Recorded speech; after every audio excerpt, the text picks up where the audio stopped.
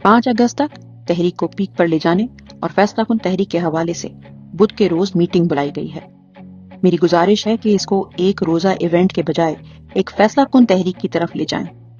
انشاءاللہ آپ کے لائحہ عمل کے اعلان کے بعد میرے حلقے سمیت پوری قوم اپنے لیڈر کے لیے مزید بہتر انداز سے تیاریاں کرتے ہوئے نظر آئے گی۔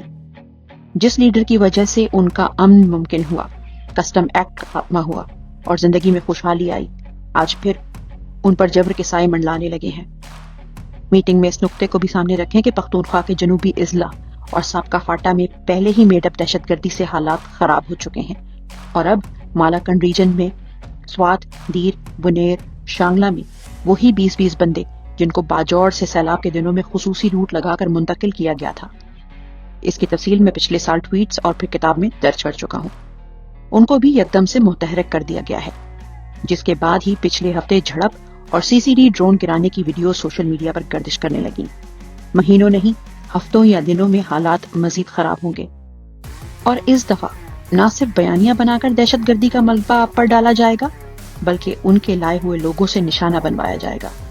پھر سے سن لیجئے، آپ کو نشانے پر رکھا جائے گا۔ ایسے حالات میں تحریک تو چھوڑیں، PTI گھروں تک محدود ہو جائے گی۔ عوام کا نقصان تو ہوگا ہی، آپ کو بھی اندازہ ہے کہ اس سے عمران خان کی زندگی مزید کتنے خطرات سے دوچار ہوگی، جب ان کا مضبوط قلعہ اور کارکن بھی محصور اور محدود ہو جائے گا۔ میں نے اپنی غیر موجودگی میں جن کو امن کا پرچم حوالے کیا تھا وہ تیار ہیں۔ آپ یعنی قیادت و اراکین اسمبلی بھی امن پاسون کا انعقاد کریں، کیونکہ امن کے دشمنوں کی پالیسیوں کو شکست اسی سے ہوگی۔ تیسرا نقطہ، فوج عوام کو لشکر بنانے پر زور دے رہی ہے۔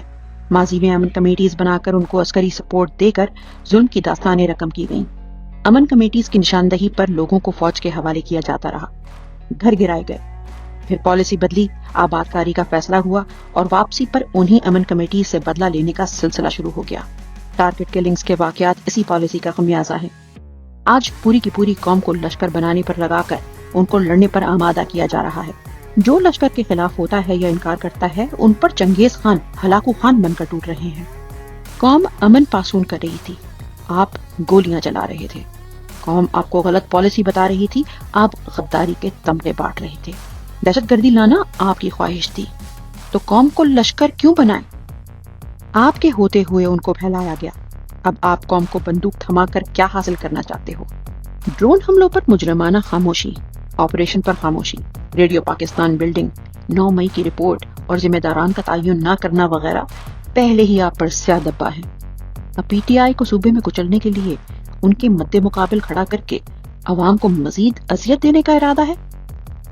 اس لیے تمام تر تفصیلات کو دیکھتے ہوئے گزارش ہے کہ کل کی بلائی گئی میٹنگ میں ایک دن کا ایونٹ نہیں، ایک تحریک کا پلان وضع کیجیے، محصور اور محدود ہونے سے قبل فیصلہ کن مرحلے کی طرف بڑھیں۔